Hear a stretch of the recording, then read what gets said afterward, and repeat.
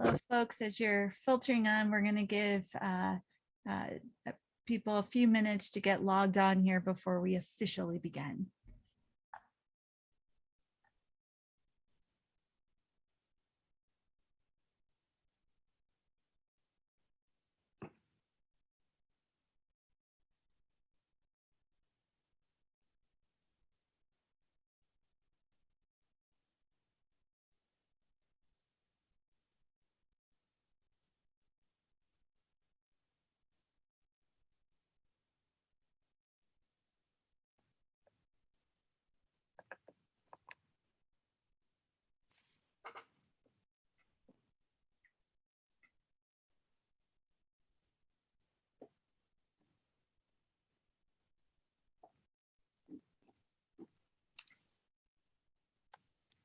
All right, we may have a few more filter in, but hello and welcome. I am Renee Nicholson, and as the director of WVU's Humanities Center, we are really pleased to bring you tonight's event, Songs on the Line. And this is both a WVU Diversity Week event and a tie-in to our 2021-2022 campus read, The Line Becomes a River. We're so pleased that you can join us. So I'm going to turn things over here for introductions into our featured guests, but just a few items of housekeeping. Tonight's event is being hosted through the Zoom webinar platform, which most of you are probably already familiar with, but just to make sure, on this platform, our chat function is disabled. However, you can and are encouraged to ask questions of our featured presenter using the Q&A function. And we will answer questions as time allows after tonight's prepared material. If you have questions about programming for the Humanities Center, I encourage you to check out our website, humanitiescenter.wvu.edu, or to email us at humanitiescenter@mail.wvu.edu. And now it is my pleasure to turn things over to my colleague, Dr. Caitlin Best, who's Assistant Professor of Musicology here at WVU, who will introduce our guests for this evening. Thank you, Renee, and thank you all for joining us tonight for this exciting event. I have the pleasure of introducing Dr. Robert Neustadt. Robert is Director of Latin American Studies and Professor of Global Languages and Cultures at Northern Arizona University. A scholar of Spanish language and literature, Robert's work as a researcher, musician, and activist functions to increase awareness to the humanitarian crisis at the border of the United States and Mexico, engaging with this issue on many levels through his writing, research, teaching, composition, and service. In 2012, Robert produced an album titled Border Songs, which brought together a wide range of artists, both in poetry and song. This project, which included contributions from Pete Seeger and Michael Franti, garnered international attention, but of even more significance, its proceeds supported the humanitarian aid organization called No More Deaths. Following this project, Robert wrote and produced a play titled Border Voices, which served to heighten further awareness and insight into this crisis. He recently is under contract with the University of Liverpool to write a book titled Songs on the Line, Music and Politics on the US-Mexico Border.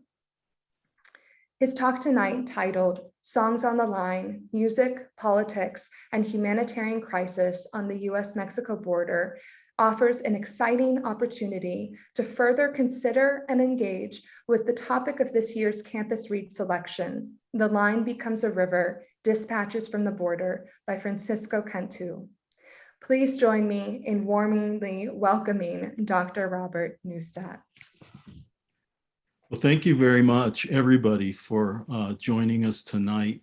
And in particular, thank you to the West Virginia University Humanities Center, and in particular, Renee Nicholson for organizing this event, and to Mackenzie Harris for being so patient with me on all the administrative things. And I also particularly want to thank Caitlin Best, Professor Caitlin Best, for reaching out to me and giving me this invitation to join you tonight.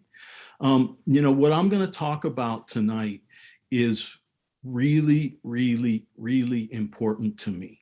And I have to come clean and admit to you that, I've been a professor for about 25 years, and I've been studying border issues that entire time. In fact, even before, one of the chapters of my dissertation was about a Mexican performance artist who worked on the border. But I realized recently that until I started taking students to the border, and that started in 2010, it was more of an intellectual inquiry for me. And border studies is a fascinating intellectual area. It's important stuff. It's interesting. It's good to do. But it was that first trip when I took students in 2010, and we saw with our own eyes that there is a humanitarian catastrophe that was and is taking place in the borderlands, that it blew me away, and it did the students at the same time. And it changed my life forever, and it gave my life a certain direction and made me the person I am today, which I guess we could say is also an activist, an immigrants' rights activist, and a songwriter who uses music to try to give voice to this crisis. There have been thousands of deaths in the borderlands, and the suffering and injustices that people experience daily in the borderlands takes place behind a curtain. We don't really see it, and we don't really hear it. It is something that, in the media and politicians, we talk about the border all the time. We talk about the economic impact of undocumented immigration. We talk about border security. We talk about technology for securing the border. We talk about what the policy should be. But this humanitarian disaster is something that is very rarely discussed. And if it is, it disappears into the realm of statistics. So what I started to do was to use music, essentially folk music, and write songs to try to give voice for the voiceless, for these invisibilized people whose experiences are completely hidden, and to amplify their stories and to try to educate people and spread awareness. So in this photograph, you can see my students at the border wall and looking through the border wall, a Border Patrol truck. The trips that I take, each one is different, but they're usually 5-day field trips. And we try to get as wide a perspective on the border as possible. And this includes speaking with federal agents in detention centers. We go to immigration court in the courthouse. We talk to Border Patrol agents to try to get all of their perspectives. And then we also follow the trace of deceased border crossers and see where they're buried, and see in the morgue their remains, and how the medical examiner tries to identify these people and figure out where they're from and who they are. And we go into Mexico and speak with deported people, and we walk the trails of migrants in the desert. So it's like a journey to the bottom of one's soul to go on one of these trips. It starts off a lot of times, each trip is a little different, but often the first stop is the Eloy Detention Center, which is operated by a for-profit corporation called Core Civic in Florence, Arizona. You can kind of tell by this photograph that it's in the middle of nowhere. It's just invisible. Nobody knows where this place is. These people are just kept in this warehouse in the middle of the desert. And no one goes there. And in fact, you can't go there. Even immigration attorneys and family members, if and when they can visit, they only barely get in the front door, and they get into the visitation area. But for some reason, they've allowed my students and I to tour the entire installation. And we walk in there. We're not allowed to speak with the people, but you walk through and you look at it. And it's not meant to be a prison. It's an immigration detention center. None of these people have been charged or convicted with a criminal infraction. Immigration is a civil issue. But just looking at it, I think you can tell that it looks like, it smells like, it feels like, And for all intensive purposes, it is a prison for the people that are incarcerated in there. Now, I asked the question, is there music in this place? Because I've had on a number of occasions a very powerful experience where we toured the place and then they take us outside. And this area that you can see here, this is actually the rec yard. And they'll give the detainees, I don't know if it's an hour and a half per day, when they can go outside and they can shoot baskets and be outside in the blistering heat to get outside a little bit. And I walked by on one trip and there was this huddle of women. Now, it's completely racialized in there as well. All of the detained people are very dark people, most of them Latino, Latina, some of them African, people from all over the world, but everybody's dark. And there was this huge huddle of women. I'm going to guess 150, maybe 200, maybe 250. I don't know how many, but a huge huddle of women. They're all in the tight circle with their arms on the shoulder of the woman next to them. And they're circled around and they were singing. And they were singing in Spanish religious songs and hymns. And it gave me goosebumps. And I just realized the importance of music to the human spirit in order to cling to it as a mechanism to give faith, to hold on in this dismal, lonely, lost, enclosed environment where they're afraid, they don't know when they're going to get out, they don't know where they're going to be sent, they're separated from their families, and they're clinging to music and singing as a means of lifting their spirits. And I thought about this, and I thought about how important music is to everybody. And, you know, the guards are showing us where they can do a little bit of arts and crafts in there and stuff. And I said, can they have guitars in here? And he laughed at me and he said, no, of course not. They can't have guitars. There's no musical instruments in here. And I just thought, you know, these people are invisibilized and they're silenced, even to the point where they can't even have a musical instrument with them. We camp in the desert. And this exposes us to an entirely new sonic landscape. We hear the sounds of nature out there, but they're all sort of permeated by the politics and the situation. So we might hear the wind blowing through the wall. We hear the coyotes yipping and howling at night, which to me sounds beautiful, but I've read many times that migrants are actually terrified of the coyotes. They don't know what these animals are. They don't have these animals where they're from. You hear the insects, you're in your tent, and you get this idea, a tiny fraction of the vulnerability that border crossers must feel when they're crossing this area, afraid of snakes and scorpions. You lie in your tent at night and you hear footprints and you think, is that a border crosser who just walked past? Or is that a border patrol agent or a vigilante or one of my students? And all of this, your senses are just so heightened in this environment as you're thinking about where you are and listening to the environment around you. We talk with the Border Patrol. We actually tour the Border Patrol station in Nogales, Arizona.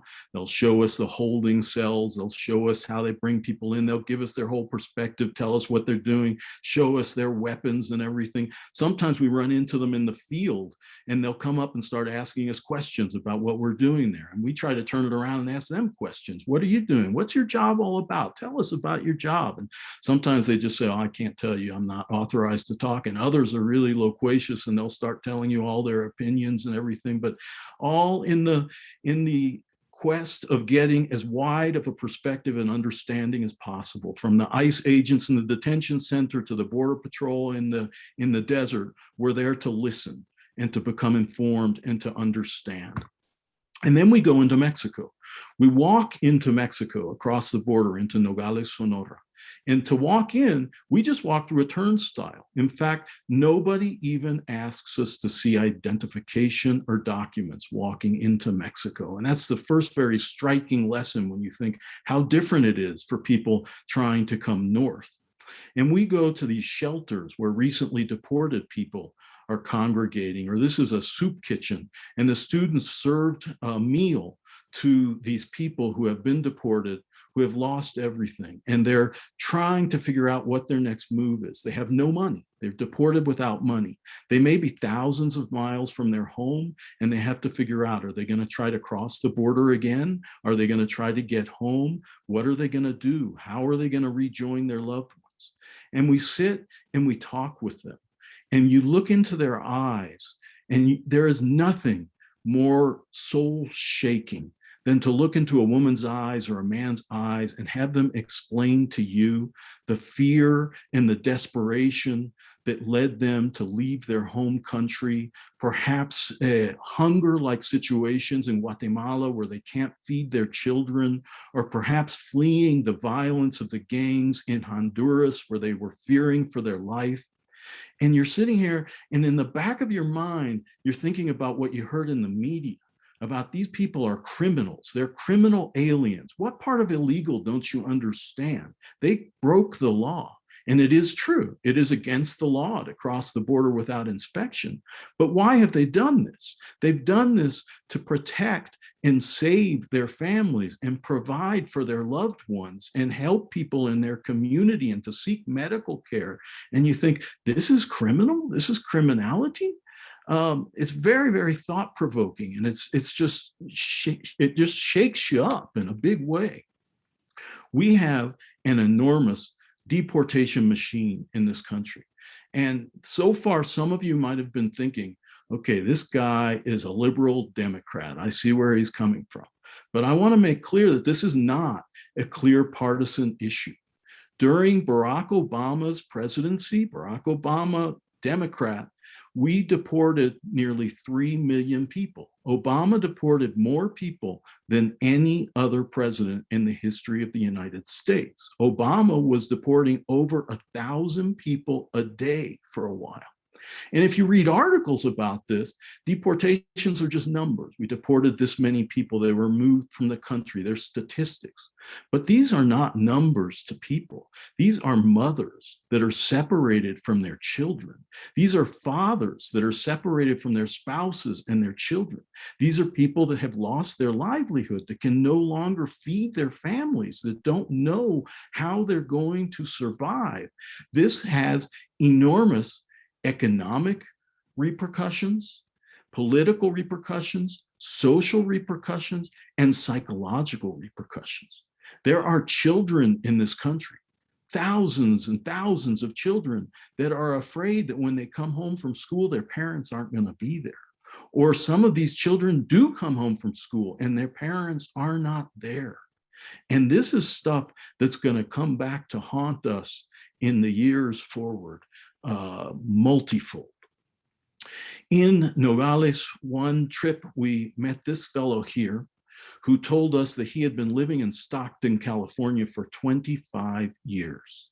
And one day he was driving to work and a bag flew out of his truck and he got pulled over by the police and they asked to see his driver's license, which he didn't have because he's undocumented and he can't get a driver's license. So he was detained. He tried to fight his case and he spent 2 years in a detention center. During this time, of course, his family lost his income and his wife lost their house and they had to move. And he could not even afford to call his wife because they charge incredibly expensive charges to call out of the detention center. And when we met him in Nogales, he had lost track of where his wife and children were. He had no idea where they were. And he told us, I'm going to cross the desert and I'm going to go back to Stockton and look for them. I have to. Nothing can stop me from doing this. We went to this bus station where deported people were congregating, hoping to get half-price bus tickets to get back to their homes in southern Mexico and Central America. And I interpreted between these people and my students. And one man said to my students, if any of you are thinking about becoming Border Patrol agents, please don't abuse migrants. We don't deserve that. We're human beings. We're not criminals. We don't deserve to be treated this way. And then a woman raised her hand and asked to speak. Her name was Ruth, and she was from Oaxaca. She had 5 children that she had left with a neighbor in Oaxaca. And she was crossing the desert to go to California to cut lettuce so that she could send money back to feed her children. And she said she ran in the desert for 4 nights, terrified the entire time. By the time she was arrested by Border Patrol, she could no longer walk. And she said they put her in a cell, and there was a sign in this cell that said, if you are hungry or thirsty or you need medical attention, tell an agent and you will be provided for. So she said, that's not true. All they gave her were 2 packages of crackers and a cup of juice. And when she asked for medical attention for her legs, they told her, you can just get that when you get back to Mexico. Later, my students were furious, and we were talking to a Border Patrol agent. My students sort of challenged this guy, and they said, how can you guys do this? Why are you not feeding people that you have in your custody? And he said, of course we feed them. It would be a felony if we didn't feed them. We give every detained migrant 2 packages of crackers and a cup of juice every 8 hours. The same story, but a very different perspective on that story. So I wrote this song called Voluntary Return. It's the song tells the story of 3 different people that we met on this trip and their story of deportation. And it also plays with this vocabulary word, voluntary return, which is a process whereby ICE will get people to sign a document saying that they voluntarily returned to their country of origin. It's not an official deportation because they don't appear before an immigration judge. It goes much faster, but there's nothing voluntary about it. So this song that I'm going to play you, if you listen to the lyrics, it tells this story.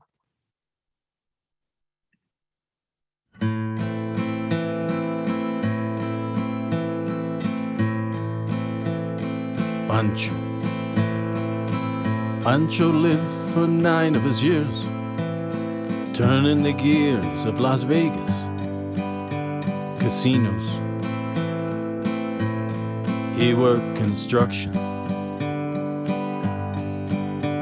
He met himself a woman and he moved right in. They had a daughter, a family in Las Vegas. It was the American dream. Till he was driving to work and a bag flew out. The police pulled him over and they threw him out of the country. He got deported. They called it voluntary return.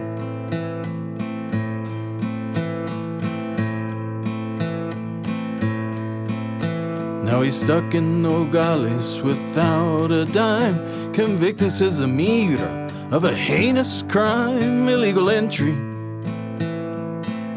and even worse, working. Not a good thing to do.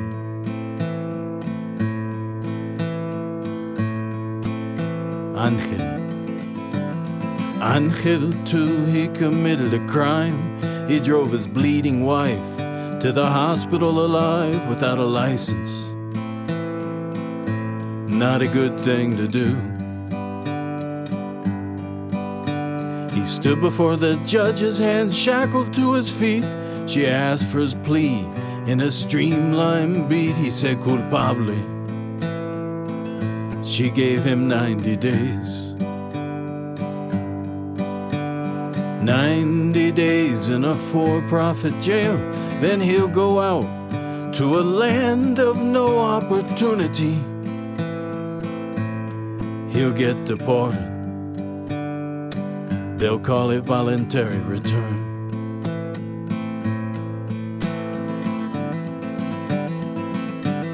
Ruth, they dumped her in Nogales. A woman named Ruth, 5 kids in Oaxaca, barely a roof there with a neighbor. They missed their mom. 4 days in the desert, she walked and she ran till her feet were so blistered, black and tan, she couldn't walk more. She didn't feel like talking. They threw her in a cell, they locked her up tight. They gave her some crackers and juice at night at 3 in the morning. Pushed her over the line. They called it voluntary return.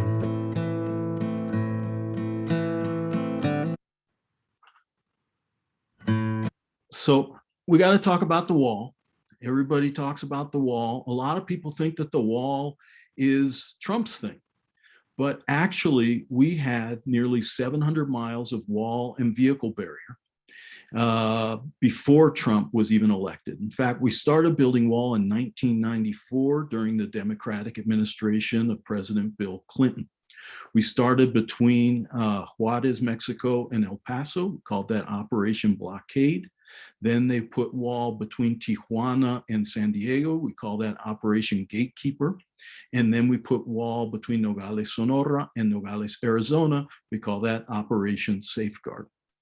The idea was to wall off the easy to cross urban areas and funnel people, force people out into the more remote, hostile terrain of the Sonoran Desert. And the idea was that it would be so unpleasant and so dangerous. The government wrote, you know, lives will be lost, people will die, but we think it's going to stop things. Now, obviously, the wall didn't stop undocumented people from coming into the country because we've got 11 million of them in the country now. We used to have 14 million of them. There's a guy sitting on top of the wall here. His name is Dan Millis. He used to be the Borderlands campaign director of the Sierra Club. He could climb the wall in something like 32 seconds or something like that. Border Patrol, they call it a speed bump. I know I met this man named Glenn Wyant, who calls himself a sound sculptor. He plays the wall as a musical instrument. The idea originally for him was pure sonic experimentation. He would put contact microphones on the steel wall, and then he would bow the wall with a cello bow and record the vibrations of the wall and then upload them into his laptop. And then he sort of became aware of the political dimensions of all of this, that he was taking this piece of infrastructure that was designed to separate people, separate countries, and separate people and keep people apart. And he was turning it into a musical instrument.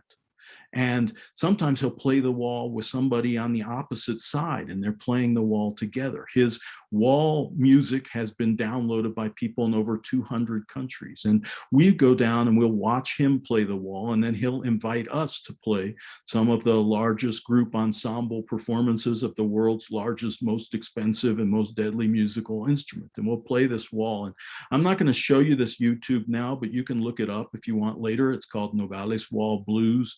It's pretty dissonant, crude, rough stuff. This is not concert music by any stretch. At one point, I'm blowing harmonica into the thing. But it's interesting that towards the end of it, the group, with no leadership, no conductor, no leader or anything, sort of congealed into playing a rhythm together. As if we were playing a type of a samba rhythm or something. And it was just interesting to see how the group congealed over the sound. The other thing to keep in mind was the time we were playing the wall here, we had already met with Border Patrol. We had already spoken with deported migrants and heard about their situation. We were sad. We were hurting, we were angry, and we started to sort of channel our all of these emotions into beating this wall. It was just a very powerful experience to play the wall. Now I want to talk about Border Patrol strategies. I mentioned this briefly with the wall. In 1994, the Border Patrol released a position paper called Prevention Through Deterrence, where they said that they were going to push people out into more hostile terrain. And it wasn't just the wall, it was also a massive addition of additional Border Patrol agents, its ground sensors, its drones, its towers and observation cameras all over the place. But the idea was that people could no longer run from one city to another, and they're going to go out into the desert, and they're going to find it so unpleasant and scary, and some are going to die, the government admitted that they would stop doing it. And Doris Meissner, who was the commissioner for the Immigration and Naturalization Service, she said, I quote, We did believe that geography would be an ally to us. It was our sense that the number of people crossing the border through Arizona would go down to a trickle once people realized what it's like. So maybe they thought this, but unfortunately they were tragically wrong.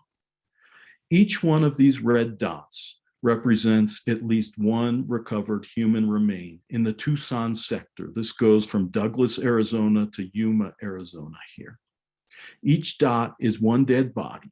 It's one cadaver. And I want to tell you why they die out there. This is Nogales here, and this is Tucson here. And each one of these arcs represents what would be 1 day walking. So this is 1 day walking, 2 days walking, 3 days walking. To walk from Nogales to Tucson would take about 7 or 8 days. If you don't get lost, keep in mind, these people don't know where they're going. They're running on really rough, rocky, difficult trails at night. They are scared. Border Patrol is all over the place and they're trying to avoid Border Patrol. They are compromised. They are malnourished. They are dehydrated. And most of them are not athletes. So a lot of people do get lost. But if you don't get lost, you've still got 7 days walking. Now in the summertime, it gets to be about 117 degrees Fahrenheit out there. In the winter, it freezes. So in the summer, people die of hyperthermia. And in the winter, people die of hypothermia. Biologists say that in the heat of the summer, for your organism to continue functioning normally in these conditions, you need to drink about 3 gallons of water per day. Now, the most prepared migrants carry 2 gallons of water with them because they've got 2 hands and they can carry 2 jugs. That's about it. And that means that before the first day is over, they're out of water. And there's no naturally occurring water out there if it's not the rainy season. So what they do is they drink from cow stock ponds that are full of fecal matter and E. coli and all kinds of dirty stuff. And you can imagine what's going to happen to your body when you drink that. You're going to start getting diarrhea. You're going to start vomiting. You're going to get fever. You're going to get dizzy. You may pass out. And you're with a group and you're terrified. And there are guides who are bringing you for money. And there's Border Patrol agents out there. And the guys are saying, we got to go, we got to go, we got to go, we got to go. And you don't want to get caught and lose it. So the group will leave behind people that can't keep up. And if you can't keep up, you either get found by Border Patrol, you get found by a humanitarian volunteer, if you're lucky, or you die. And that's what's happened to these people. Since the year 2000, they have encountered over 8,000 human remains in the borderlands. And those are only the remains that have been found because the area is huge.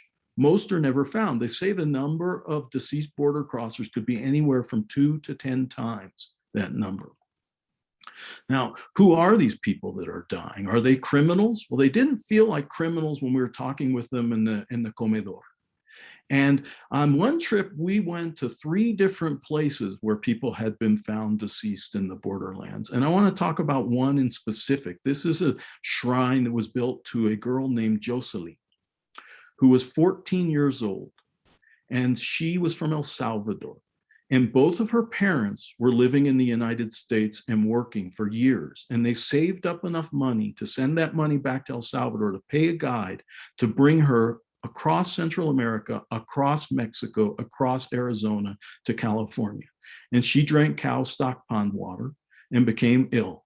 And she couldn't keep up with the group and they left her behind.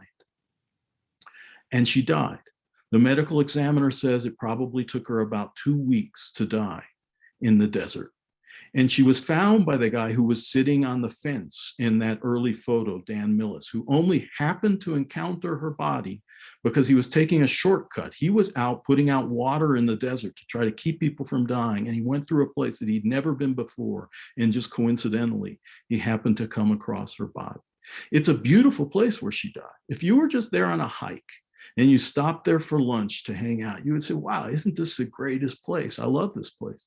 And then you think that a 14-year-old girl died there because she wanted to be with her mother. And then it penetrates you how deeply wrong everything is about our system and what's going on. So this is Jocelyn here. And I wrote a song to try to give voice and to also to get my head around the idea, how is it possible that these people would leave a little girl alone in the desert? And I think I figured it out. And I have to admit, in their situation, I don't know if I would have done anything any different. And furthermore, I think that we are about as complicit as they are. So I'm going to play you this song called On Our Way for Jocelyn.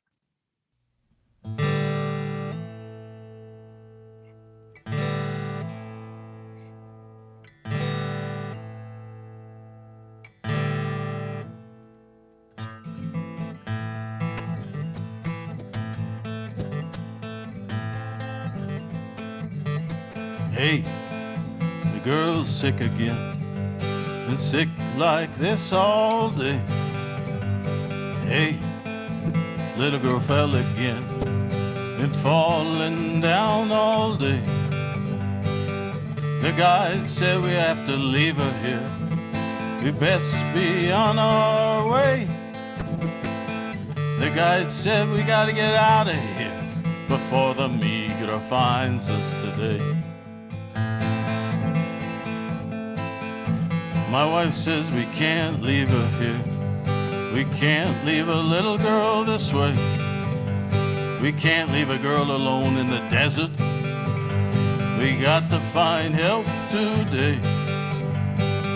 The guide says we need to leave her here, or if you want, you can stay. But if you stay, you lose everything you paid to get here today. We can't just leave her here. We can't leave a little girl this way. We got to find help, let's stay with her. Let's kneel down and pray. The guide said we ought to leave her here. We best be on our way. The guide said the migra will find her here. Said the migra will find her today. I sold my house to get us here. I sold off all my land. I even borrowed money from a mean and vicious man. I paid a coyote to lead me here, to help us find our way. We paid everything we owned to get us here, to help us find our way. What happens to me if I stay with them? They lock me up and throw me away. What happens to my little girl, to my son, to my wife, to my mother who grows sicker by the day? The men say we have to leave her here. We best be on our way. The guide said we ought to leave her here. Said the migra will find her today.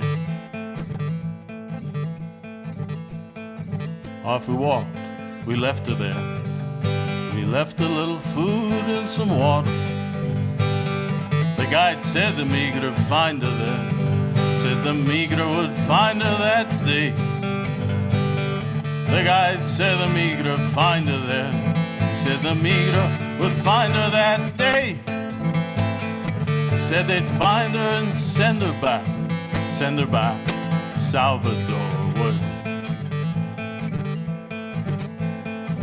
No savior ever found her there. For 2 weeks there she lay. She got so cold she felt burning hot. She shivered and trembled all day. She took off some clothes and her sneakers. She soaked her feet in a puddle. When she died, that's how they found her there. When she died, they found her that way. Hey, the girl's sick again, and sick like this all day. Hey, little girl fell again, been falling down all day. And what about the rest of us? We leave them all there every day. Thousands die, we wonder why, but we're on our way. What about the rest of us? We leave them all there every day. We stare at our smartphones, we rush off to work. We're off, we're always, we're on our way.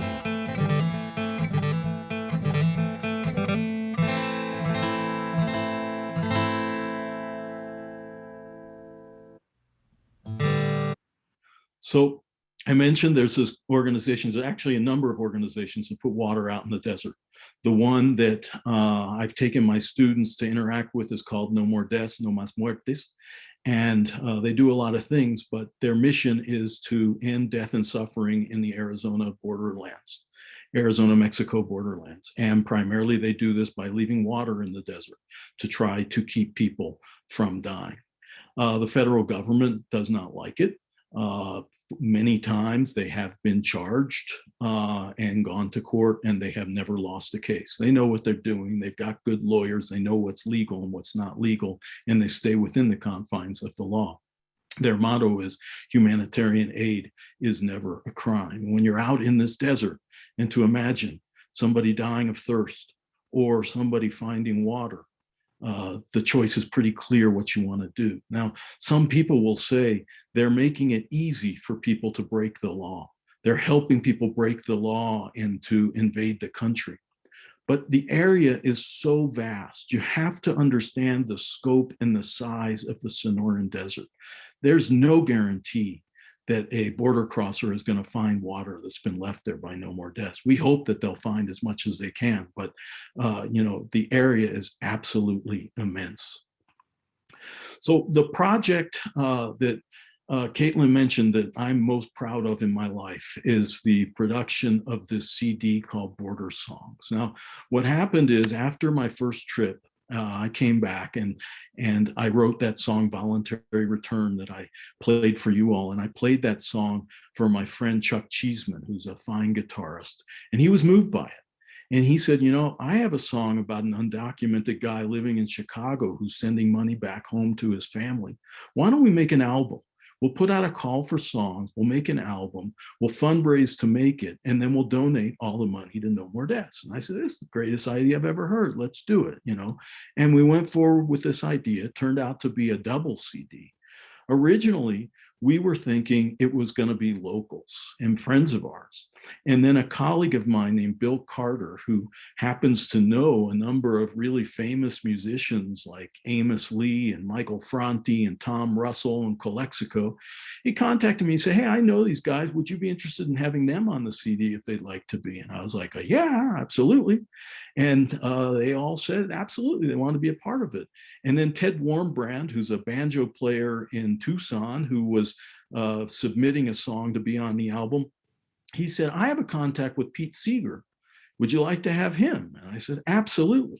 Now, I suspect that a lot of students at Western Virginia University haven't heard of Pete Seeger because he's a different generation. He died at 95 years of age a couple of years ago.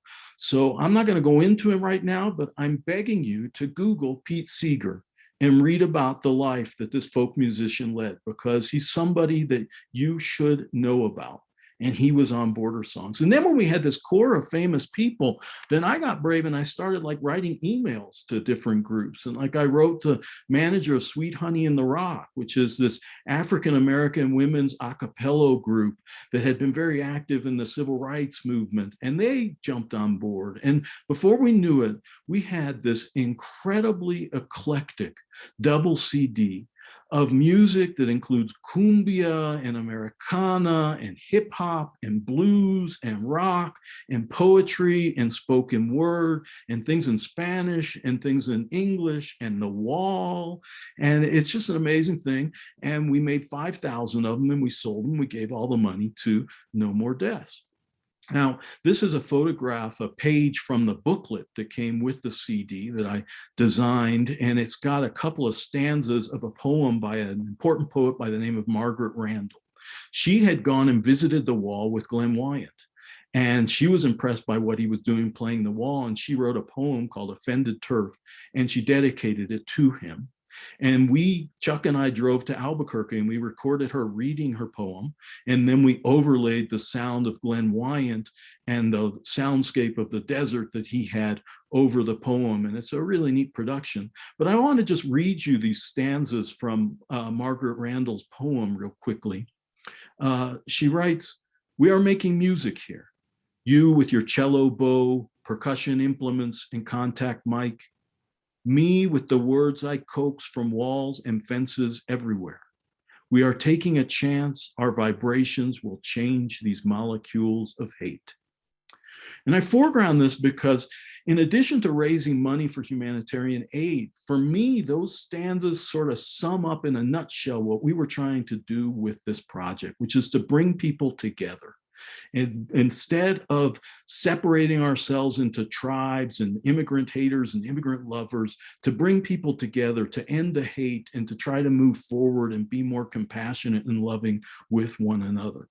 We played a series of release concerts, and of course we donated all of the entries to No More Deaths as well. This is, I think, the first time I ever played in public. I'm not a professional musician, but this is sort of through these journeys to the border, I went on another journey of becoming sort of a singer-songwriter.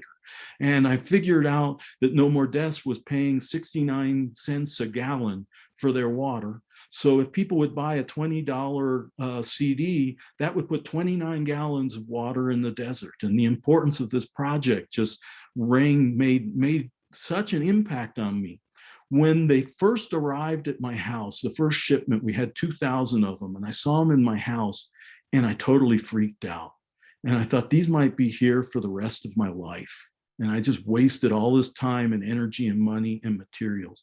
And I threw a switch, and I decided that for this cause, I would become a nut. So I started selling these everywhere I went.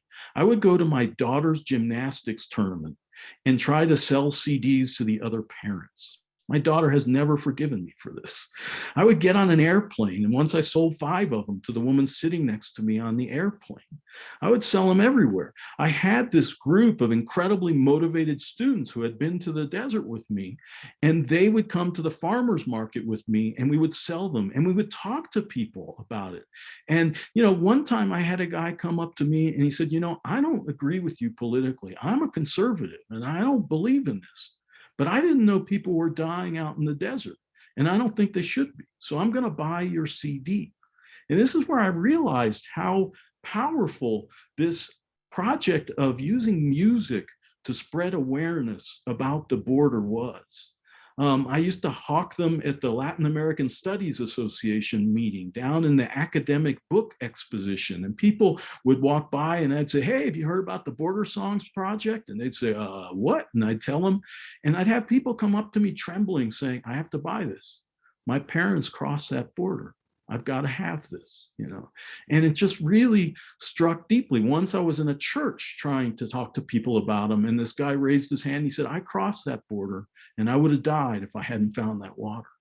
And I just feel like this project was so meaningful. We raised $100,000 almost for No More Deaths. We basically sold out. You can still get a few copies on Amazon. You can get used copies if you want. If you get the used copy, it's not going to do anything for the cause, but you can make a donation to No More Deaths. So I want to tell you one more story and play you one more song. We released the album on October 12th, 2012. So today is coincidentally Border Songs anniversary. 2 days before we released the album, Jose Antonio Elena Rodriguez, a 16-year-old Mexican boy, was shot and killed in Mexico, in Nogales, Sonora, while walking along this wall, next to the wall. They said the Border Patrol agent that shot him said that he was throwing rocks, and he shot him in self-defense. Now, I stood with my back to this wall where he was shot, and I'm going to show you a photograph of where those bullets came from, where he shot him through that wall, atop this embankment, and behind that steel fence. And this Border Patrol agent, originally the government wouldn't release his name. Eventually they did. His name is Lonnie Swartz. And he claimed that he shot him in self-defense. I've taken hundreds of people to this place, including my students and colleagues, and I've never had a single person be able to stand there and say, yeah, I can see how that could be self-defense. It just makes no sense. Not only that, but he shot him 8 times through the back and twice in the head. The original autopsy said 7, and I wrote a song called 7 Bullets. It was later upgraded to 8, but he was shot through the back as well. So I wrote a song called 7 Bullets. And of course, I brought Glenn Wyant in on this song and added recordings of him chiming the wall. You'll hear it at the end when I'm counting. Glenn has this performance where he strikes the wall, chimes it once for each migrant who died in a given year crossing the border. And then later the song ends with the vibration of the wall, the very same wall that Jose Antonio was shot through. So I'll play you the song now. It's called 7 Bullets.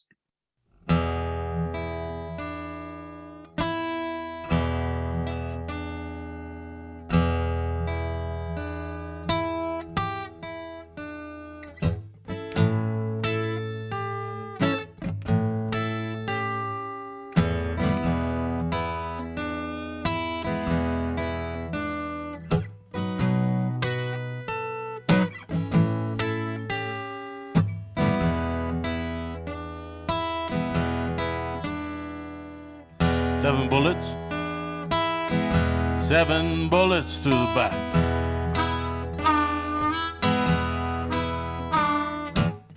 "16 years old, 7 bullets through the back."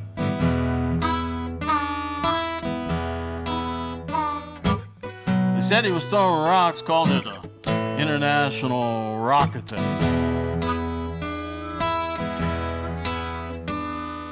Now the Border Patrol say they shot him in self-defense from the top of a 15-foot embankment through a 25-foot steel fence. So if he was throwing rocks, he was lobbing them up over his head and over the wall. He could have been a professional ball player, but now he's dead.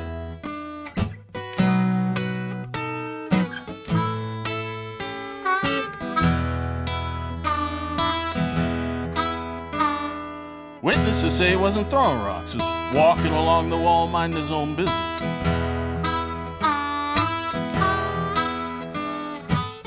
Government won't release the name of the agent that shot him or the videos. They say it's under investigation. They say it's not in the best interest of the nation.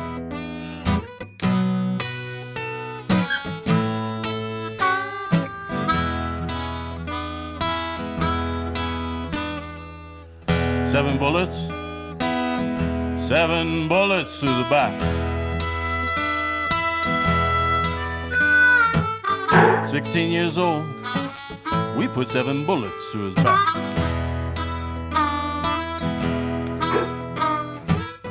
And 2 in his head, now he's dead and he's not coming back.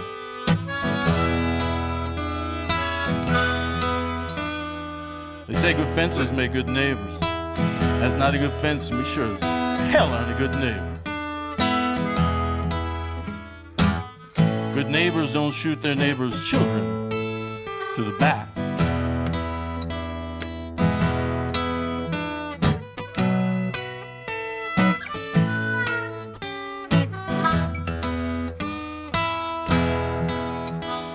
Imagine if a Mexican law enforcement authority were to shoot a blonde American child on American soil through the back. Old Donald Trump would call for a full-blown military attack. We could drop 7 missiles and 7 drones and blow the whole country of Mexico to smithereens.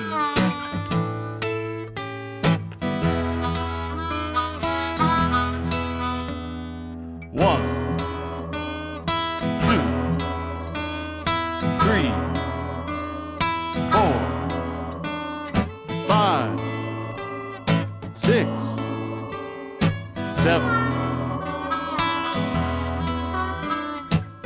7 bullets, 7 bullets to the back.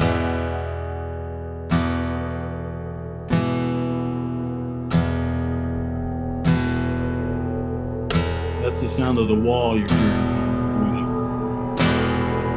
José Antonio Elena Rodríguez, presente.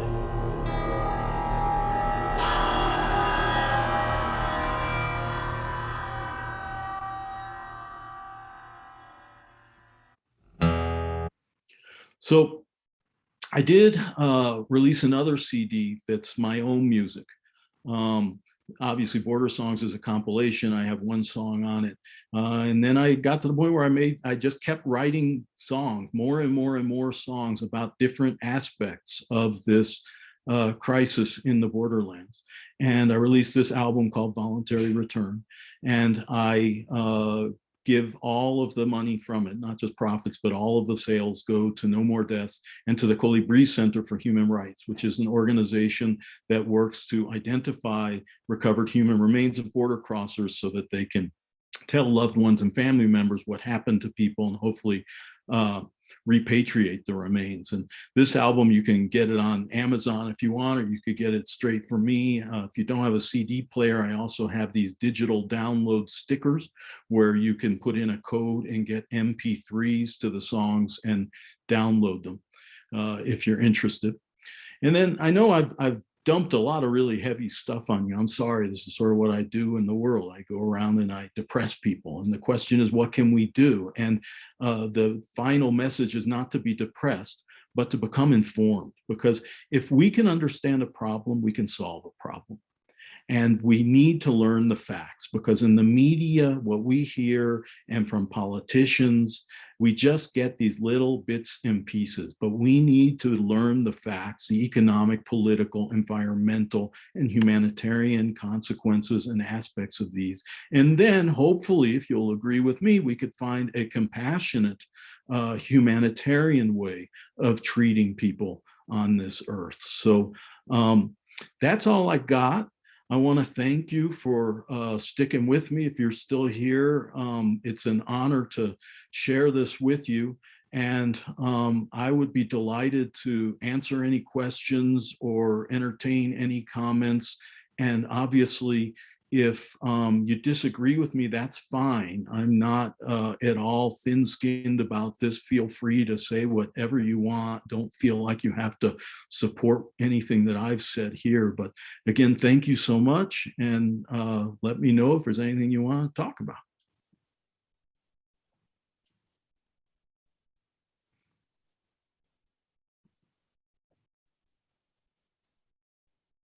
So it looks like we're getting a couple of questions here.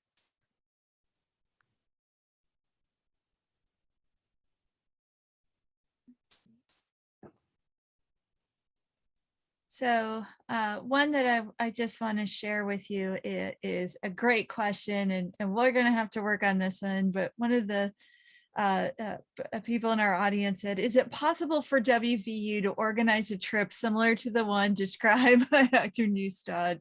I'm very interested in this trip. So that's a very heartening one for sure to hear, and I wanted to share that with you. But what does it take to put a trip like this together? I mean, it has to be. I'd be happy to advise you, but it is a big chore. And of course, I did it for 10 years, so I got sort of used to it, but it's enormous because, for example, well, to get permission to go into the detention center, you have to contact ICE. They ask you to provide a list of everybody with their driver's licenses and documents, and then they have to vet you before you can go. Same story with the Border Patrol. If you're going to go to the migrant shelters, you have to make those arrangements with people. If you're going to go out with No More Deaths, you need to make those arrangements with people.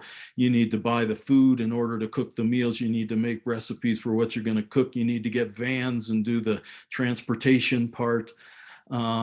You need to get the institutional excuses for the students. You need to have some other faculty members come with you to drive the other van. If you have 2 vans worth of people, you need to make sure people have camping gear and know what they're getting into. You have to convince people. That's one of the hardest things, actually, is I had so many students that say, well, I don't want to go get dirty camping with a bunch of people I don't know, or even more so, they're afraid to go because they've heard so many terrible things about the border that they think we're going to get shot down there.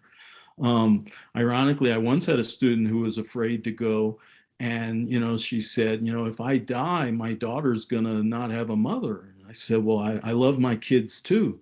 But she ironically didn't want to wear a seatbelt when we were driving on the interstate through Phoenix.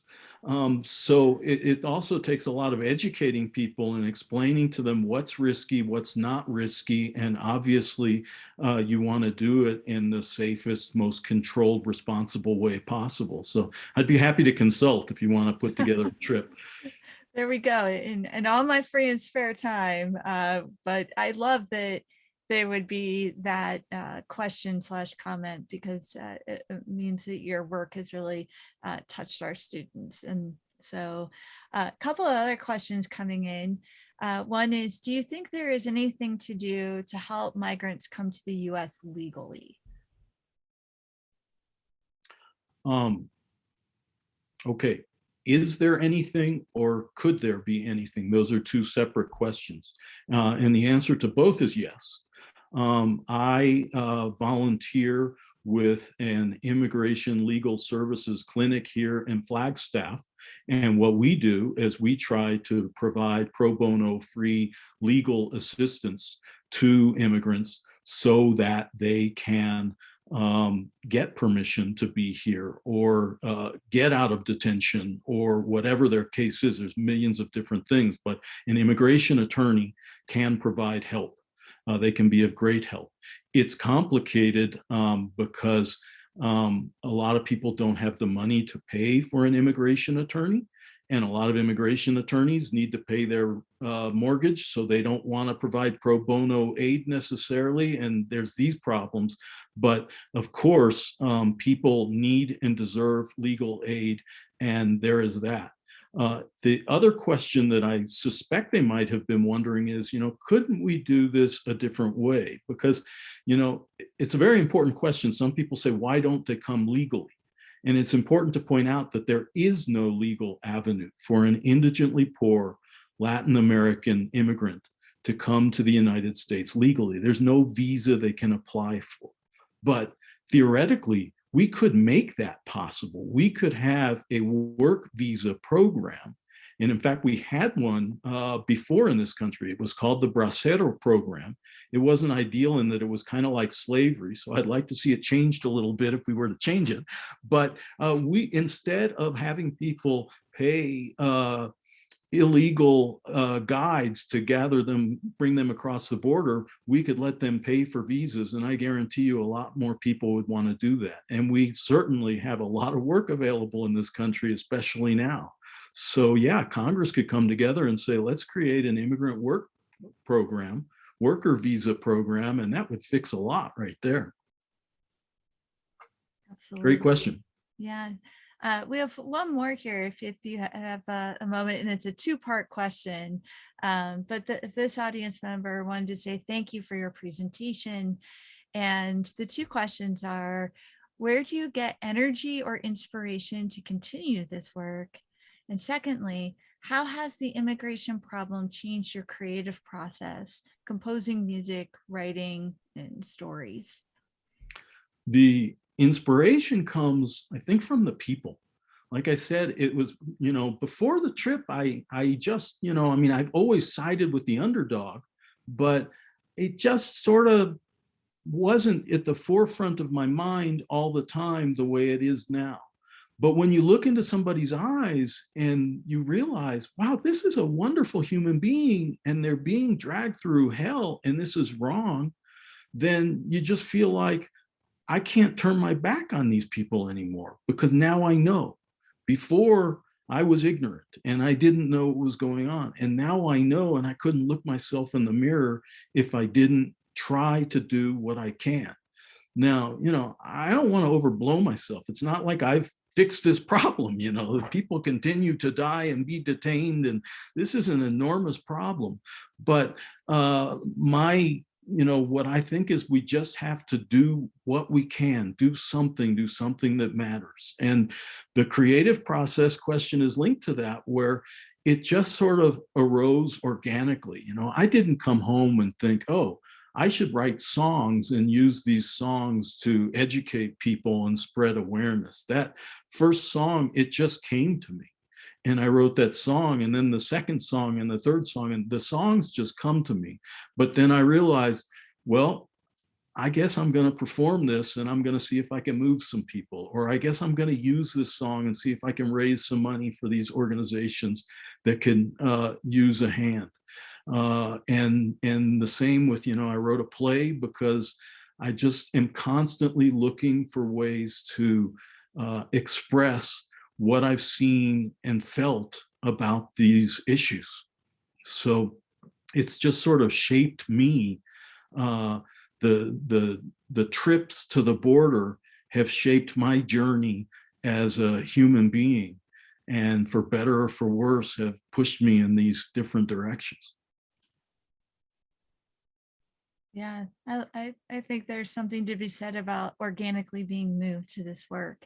And that it speaks to the way that we are all intimately connected, and our ways of showing that can be as diverse as our experience and our talents.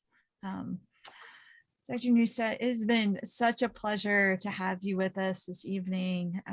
What a beautiful presentation. I want to thank my colleague, Dr. Caitlin Best. Would you like to say anything here before we wrap up? Yeah, no, I wanted to thank you for sharing your insights and talking about the different facets in which music comes into play, as a form of raising awareness, as a form of understanding the soundscapes of the environment. But I really appreciated your last statement of do work that matters, because it is so true that in everything we do something that matters, and that will shape the directions of our lives. But yes, thank you so much, and Renee, for being a part of this, and really being able to speak to a lot of this, the Campus Read book, as well as to the larger issues. Well, thank you all again for having me, and stay in touch, and feel free to share my contacts with people if people are interested in dialoguing about this, or if I can help in any way. I am always open to do that. So it was my pleasure and honor to be able to share these stories that people shared with me, with you. And I appreciate all of you. So thank you. Well, thanks again, and to all the folks who joined us today for this presentation, and also our friends at the Division for Diversity, Equity, and Inclusion, who included us in their Diversity Week celebrations and programming. Just a few reminders about upcoming events.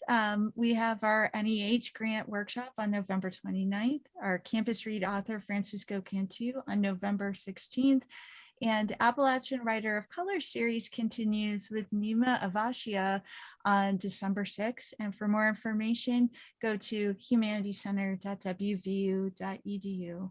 And thanks again for joining us tonight. Be safe and see you soon. Stay healthy.